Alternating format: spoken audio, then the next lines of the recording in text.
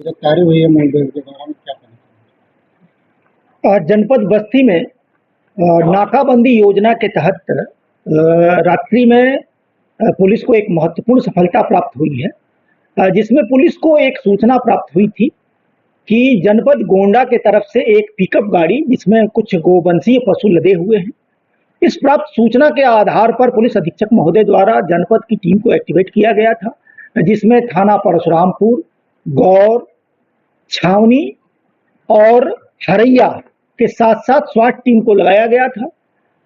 चारों तरफ से जब नाकेबंदी की गई तो एक जो पिकअप आ रही थी पीछा करने के दौरान उसके द्वारा थाना प्रभारी छावनी के सरकारी गाड़ी को टक्कर मार के निकलने का प्रयास किया गया।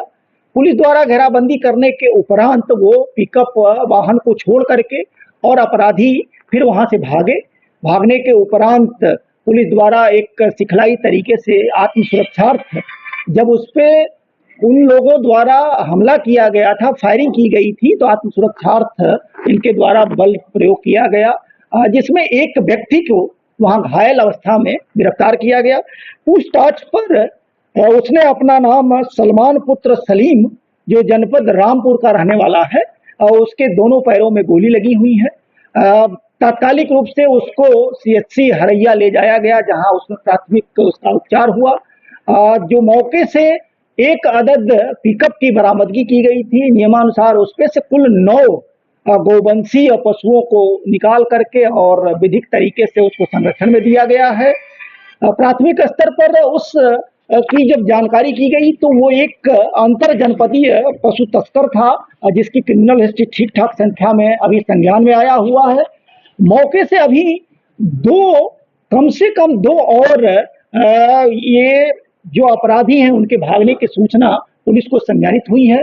टीमें लगाई गई हैं, हम प्रयास कर रहे हैं कि जो भागे हुए लोग हैं उनकी गिरफ्तारी भी सुनिश्चित कराया जाए। तो इस बरामदगी और गिरफ्तारी के आधार पर थाना हरैया अंतर्गत सुसंगत धाराओं में अभियोग का पंजीकरण कराया गया है, अग्रेतर वैधानिक कार्रवाई कराई जाए। सर, ये सलमान का ज्ञात क्या रहा है?